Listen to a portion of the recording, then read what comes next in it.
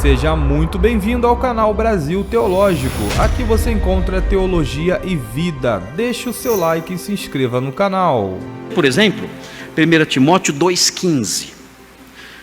Esse exemplo é um exemplo fundamental, para que os irmãos entendam como funciona o uso das palavras no Novo Testamento. Vejam 2,15. Eu vou começar com o versículo 12, para que os irmãos entendam o pensamento completo.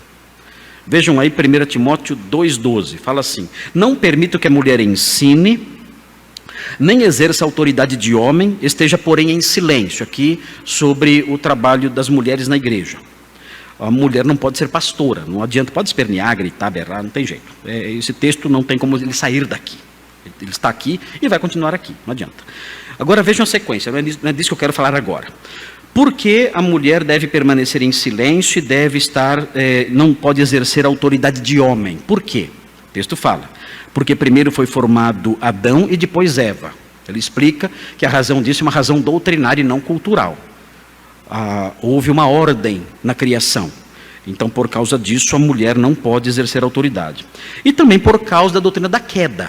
Versículo 14. E Adão não foi iludido, mas a mulher, sendo enganada, caiu em transgressão.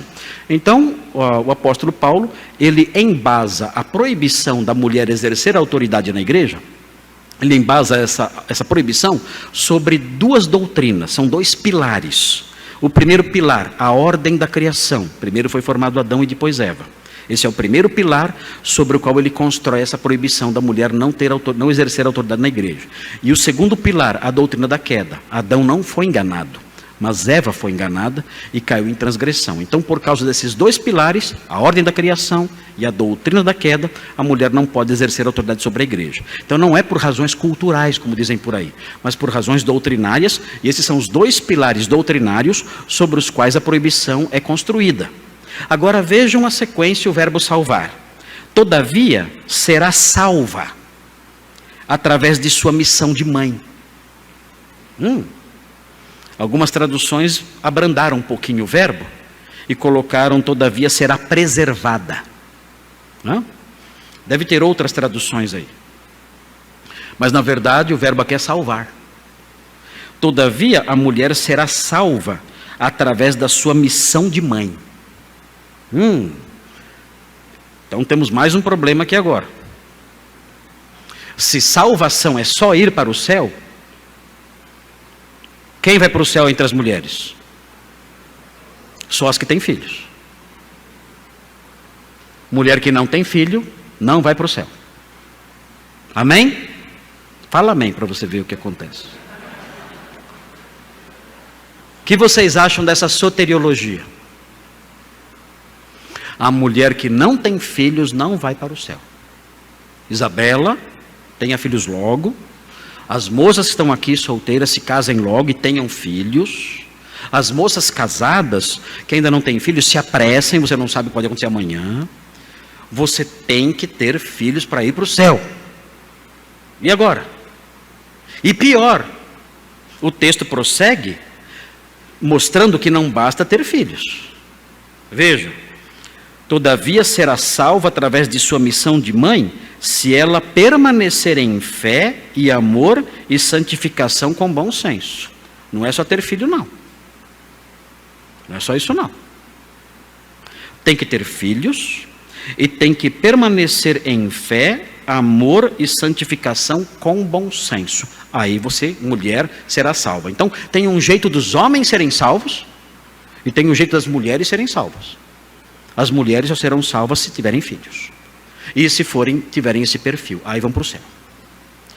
Vejam, é evidente, é óbvio, que o verbo salvar presente aqui tem um sentido diferente. O que significa salvar aqui? O que significa mulher será salva?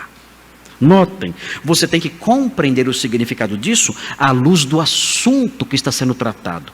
O assunto aqui diz o seguinte: olha, a mulher, ela sofreu um juízo específico na queda. Ela não pode exercer autoridade de homem. Ela não pode exercer na igreja uma função de autoridade didática, uma mestra. alguém que ensina na igreja. E aí então a sequência é como essa mulher pode se livrar desse efeito, pode ser salva desse efeito da queda. Como ela pode ser resgatada da inutilidade total como mestra. Como ela pode ser liberta e salva da inutilidade total como alguém que pode ensinar, como alguém que pode exercer autoridade espiritual sobre alguém. Como ela pode se salvar disso?